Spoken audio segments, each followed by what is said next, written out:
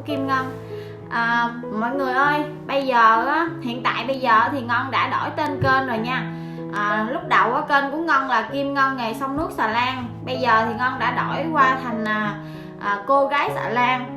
Tại vì cái tên Kim Ngân nghề xông nước xà lan á, thì nó hơi dài một chút xíu, mọi người sẽ rất là khó nhớ cái tên kênh của Ngân luôn. Cho nên là Ngân quyết định là Ngân sẽ đổi cái tên kênh thành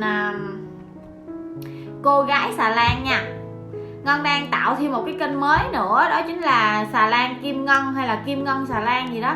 Ông xã Ngân thì chuẩn bị tạo cho Ngân một cái kênh mới nữa, thì Ngân sẽ quay về những cái cảnh mà nói chung là Ngân sẽ đăng clip ở bên cái kênh đó nữa. Khi nào Ngân đăng clip ở bên cái kênh đó thì Ngân sẽ chia sẻ cho mọi người xem. Bây giờ thì Ngân đã đổi cái tên kênh sang cái tên khác rồi, cả nhà nhớ nha. Cái kênh của Ngân đổi thành cô gái xà lan nha. Hôm qua thì Ngân đăng cái clip, có bạn vào bình luận á, thấy cái tên khác á, cứ nghĩ là không phải Ngân, tính lướt qua rồi nhưng mà thấy cái mặt Ngân ở trong đó đó. Ngân cũng tính đổi cái tên kênh lâu rồi, nhưng mà Ngân cũng suy nghĩ nhiều lắm, sợ có nhiều bạn á sẽ không nhận ra Ngân tại vì cái tên khác. Nhưng mà kỳ này thì Ngân quyết định là Ngân đổi, tại vì cái tên của Ngân dài lắm. Có rất là nhiều bạn á khuyên Ngân đổi cái tên kênh luôn, cái tên dài quá khó nhớ và khó tìm nữa. Ngân suy nghĩ rất là nhiều luôn, Ngân mới đổi tên kênh á. Cả nhà thông cảm cho Ngân nha. Thật ra thì mình đổi tên kênh nhiều lần quá thì cũng không có tốt rồi cả nhà. Tại vì người ta sẽ không có nhớ cái tên kênh của mình á. Những cái người xem thì người ta không có nhớ cái tên kênh. Nhưng mà lần này Ngân quyết định Ngân đổi, và Ngân sẽ không thay đổi tên kênh nữa. Ngân sẽ lấy cái tên kênh là cô gái xà lan. Cả nhà nhớ nha, cô gái xà lan nha. Cả nhà xem video của Ngân á, thì cả nhà nhớ bấm vào cái chữ đăng ký phía bên dưới nha. Thì ở phía dưới clip có cái chữ đăng ký á, thì cả nhà bấm vào cái chữ đó. Tại vì có rất là nhiều bạn nhắn tin cho Ngân nói là sau mấy ngày á, thì Ngân không có ra clip, không có thấy Ngân ra clip để mà xem. Nhưng mà thật ra thì ngày nào Ngân cũng ra clip hết á. Chỉ có những ngày mà nếu mà Ngân bận dữ lắm luôn là Ngân mới không ra clip một ngày đó thôi. Bình thường thì ngày nào Ngân cũng ra clip cho mọi người xem hết. Cái lý do mà YouTube không có đề xuất video của Ngân cho mọi người xem á, là mọi người không có bấm chữ đăng ký á. Bây giờ mọi người cứ bấm chữ đăng ký, mọi người bấm vào cái chữ đăng ký á, thì cứ mỗi lần mà Ngân ra video mới á, thì YouTube sẽ đề xuất vào trong YouTube cho mình luôn. Là chỉ cần mình mở YouTube lên á, thì mình sẽ thấy cái bài của Ngân mới vừa đăng nó sẽ hiện ở trên cái màn hình luôn. Nhớ là phải bấm vào chữ đăng ký thì nó phải bên YouTube nó mới đề xuất cho mọi người nha. Chứ hôm bữa giờ thì cũng có rất là nhiều bạn hỏi Ngân luôn á, hỏi Ngân là sao 2-3 ngày Ngân mới ra clip. Đó là những người không đăng ký thôi, còn những người mà đăng ký á, thì cứ ra video mới thì YouTube sẽ đề xuất nha. Bây giờ thì Kim Ngân không nói nhiều nữa. Bây giờ mời mọi người cùng theo dõi tiếp cái tập 4 của cái phần mà xà lan của Ngân từ ở Mỹ Tho Ngân đi ra ngoài Vũng Tàu nha. Mời tất cả mọi người cùng theo dõi cái clip ngày hôm nay của Ngân nha. Chiếc con á, người ta chở cát á các bạn, chở cát thì cũng khá là cực. Đây, ở đây có một cái chị nữ đang cào cát nè. Cào ra cái nào đất á, thì mình sẽ bỏ ra và mình cào thành một cái hình khối, để mà khi mà mình về tới bến á, thì người ta sẽ đo lấy số lượng. Rất là cực luôn á. Cào cái này thì đàn ông mình cào là đã mỏi tay rồi, còn này là phụ nữ ra cào luôn rồi. Bây giờ thì xà lan của Ngân đã đi tới chợ Kênh Nước Mặn. Ở phía trước đây chuẩn bị quẹo qua cái cua là tới chợ Kênh Nước Mặn ha. Đây, ở phía trước đây là chợ Kênh Nước Mặn. Hiện tại thì xà lan của Ngân đang đi trên cái tuyến sông Cần Duột. Đây là cái chợ Kênh Nước Mặn nè. Chợ này thì lúc trước Ngân hay đi cái chợ này lắm, tại vì cứ mỗi lần mà đi tới cái xà lan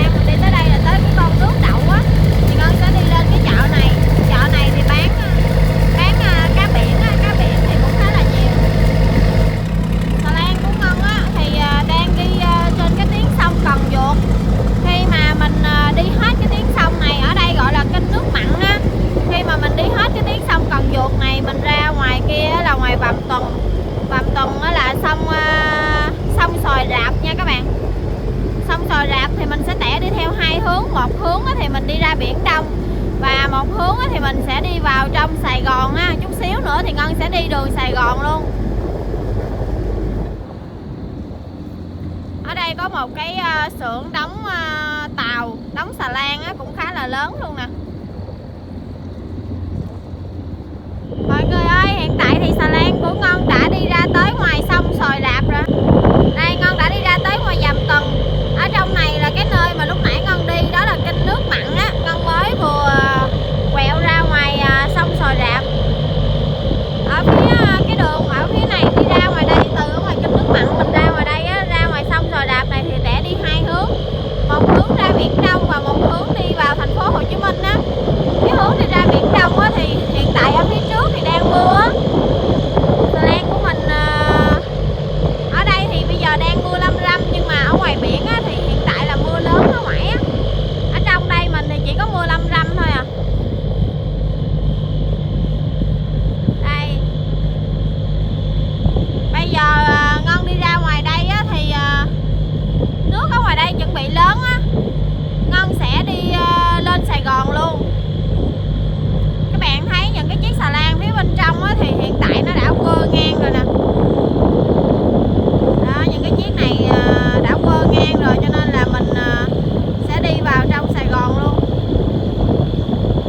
Ở phía trước đây là nhà máy xi măng á.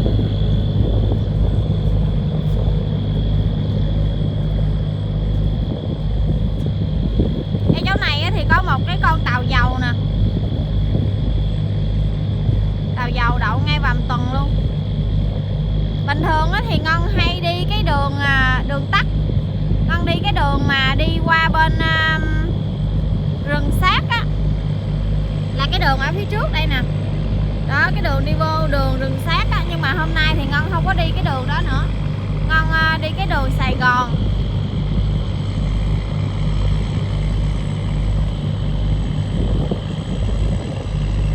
Những cái chiếc BC này thì người ta cũng đang đi lên cái hướng Sài Gòn luôn nè.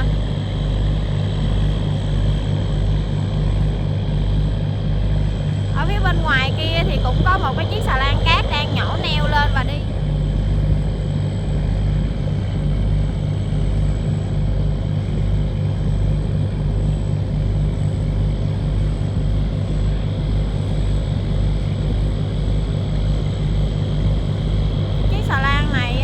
Cái chiếc xà lan này nhỏ xíu mà tới 2 cái neo luôn nè. Ngân mà nãy giờ Ngân thấy một cái neo, nhưng Ngân không biết là chiếc này thả neo hay là đậu, thì ra chiếc này tới 2 cái neo rồi.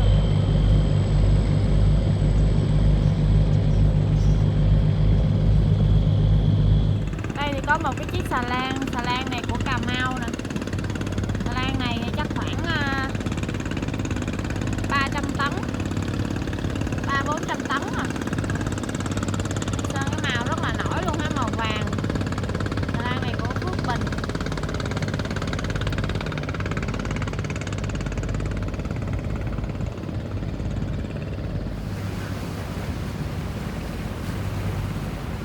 Ngân bây giờ thì Ngân sẽ chạy lên qua cái cua này một chút xíu thì Ngân sẽ đậu ha.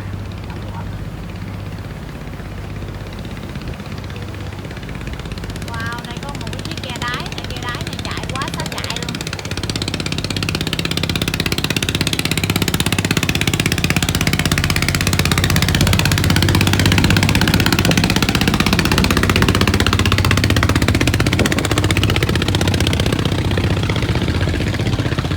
Đây có 2 chiếc xà lan chạy cặp chung với nhau luôn nè. 2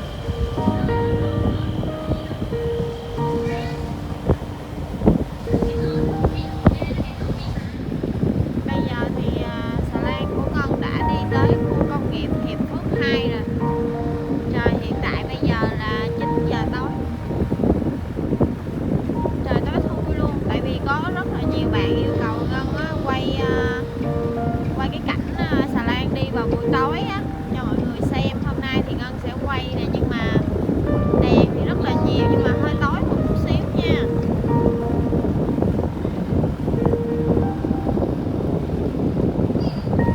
Ở đây thì có rất là nhiều đèn luôn nè.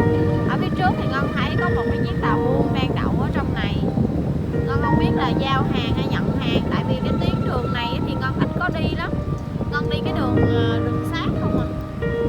Lâu lắm rồi Ngân mới đi lại cái đường này ha. Bữa thì Ngân đi về Xà Lan Khẩm thì Ngân đi ngang đây một lần. Bây giờ Ngân đi ra Xà Lan Nổi thì Ngân đi cái đường này một lần nữa.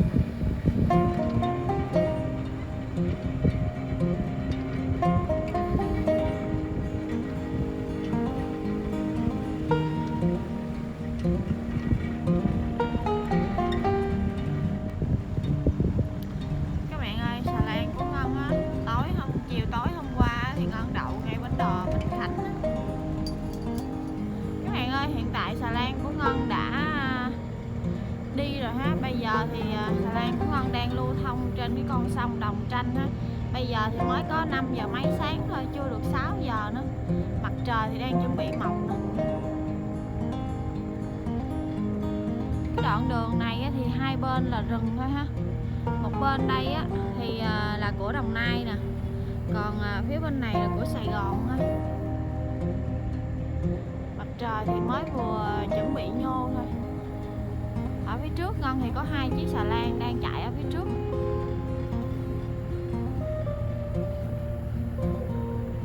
Tối hôm qua thì xà lan của Ngân đậu ngủ ngay chỗ bến đò Bình Khánh, rồi khuya Ngân mới đi nữa. Tại vì ngày hôm qua Ngân ra tới đó là nước chuẩn bị lớn á, cho nên là Ngân đậu Ngân ngủ tới sáng hôm sau thì Ngân mới đi nữa. Bây giờ thì trời vẫn còn đang rất là tối luôn, cho nên là mình chưa có thấy những cái hàng cây hai bên bờ đó.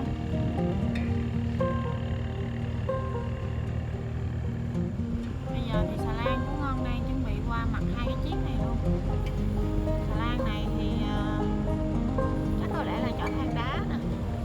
Mình đi cái đường sông Đồng Tranh này thì là đường rừng nha. Vào trong đây thì có rất là nhiều những cái cua rất là ngoằn ngoèo luôn á. Cua quẹo qua trái rồi quẹo qua phải. Buổi sáng mới có 5 giờ rưỡi sáng thôi. Trời thì vẫn còn sương mù á. Hiện tại Ngân đang ngồi trên nóc cabin á, trời khá là lạnh luôn. Nhưng mà hôm nay đi thì Ngân không có thấy lạnh như mọi khi á. Mọi khi thì lạnh hơn bây giờ nhiều. Bây giờ con nước này thì con nước đang ròng nha. Ngân đang đi nước xuôi á. Ngân đi cái đường này thì chút xíu nữa Ngân sẽ ra ngay chỗ Gò Da ha, chỗ sông Gò Da, cái nơi mà xà lan neo đậu rất là nhiều.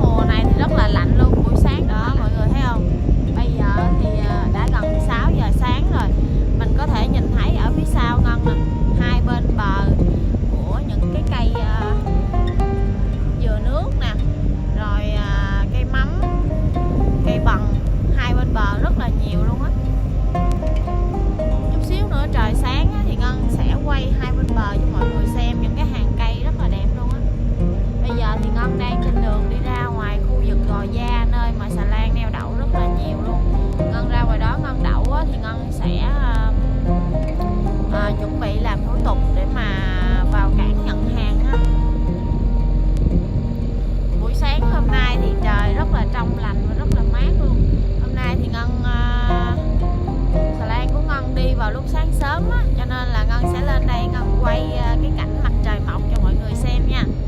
Ngân thì Ngân rất là thích những cái cảnh mặt trời mọc nè, mặt trời lặn nè, nhìn rất là lãng mạn. Hiện tại thì hồi lúc nãy Ngân đi á, thì mặt trời nằm phía bên này. Bây giờ thì xà lan của mình quẹo những cái cua á, thì bây giờ mặt trời chuẩn bị mọc xuống phía bên này.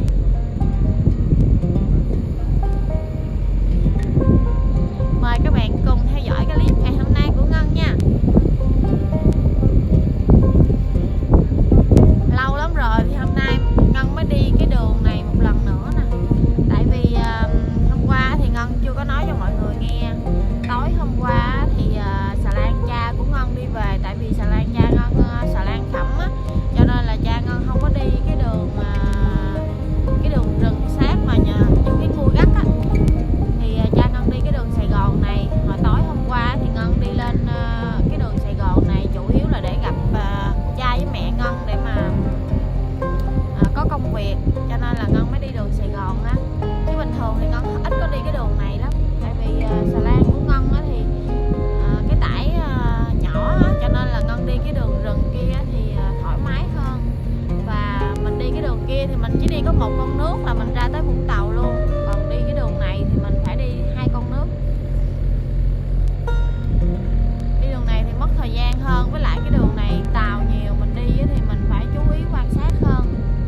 Đường rừng kia thì mình chỉ có những cái cua gắt đó thôi, nhưng mà mình đi thì nó sẽ nhanh hơn.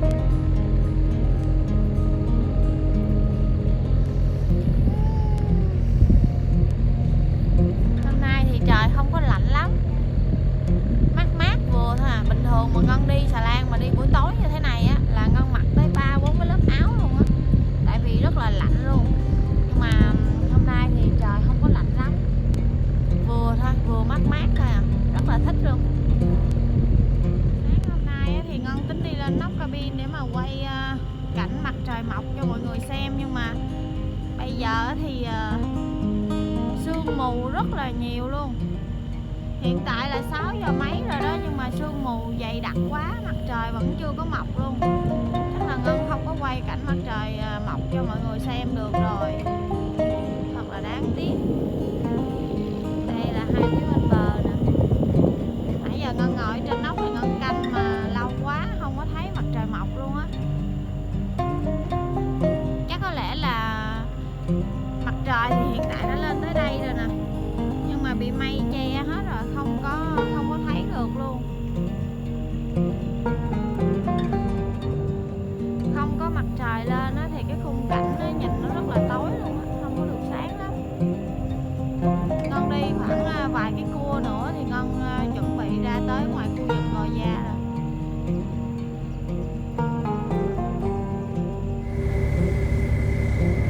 Tàu này á thì mình không có thấy người ta cạp hàng á, cho nên là mình không có biết. Cái tàu này chở than đá mọi người ơi. Ngân thấy có một cái người công nhân ở trên tàu á, họ đang xịt bụi nè. Đó, bụi đen thui luôn ha. Bụi này thì chỉ có than đá thôi. Ở phía trong đây là bè cá của anh Thể.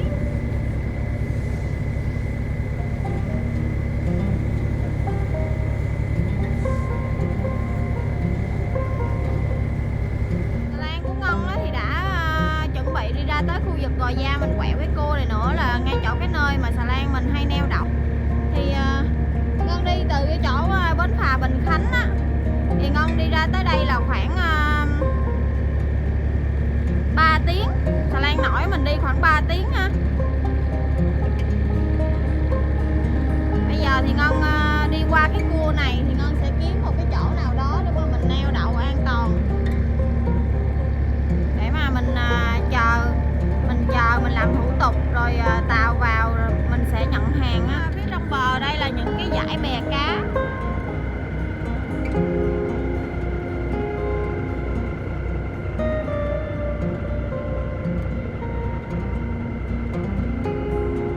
Ở phía trước thì có một cái chiếc xà lan container đang chạy ở phía trước. Ở trong đây thì cũng có một cái chiếc xà lan Long An. Chiếc này thì có hàng rồi.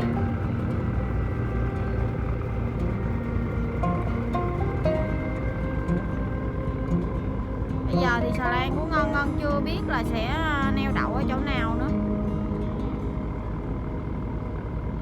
Các bạn ơi, xà lan của Ngân thì đã đi ra tới, bây giờ thì đang chuẩn bị cặp vào trong phao, buộc dây luôn. Ve lại chút, ve lại chút, ve lại chút.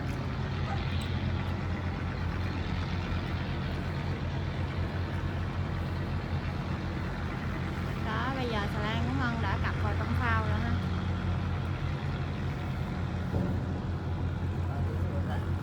Chạy buộc đại đi chú ơi.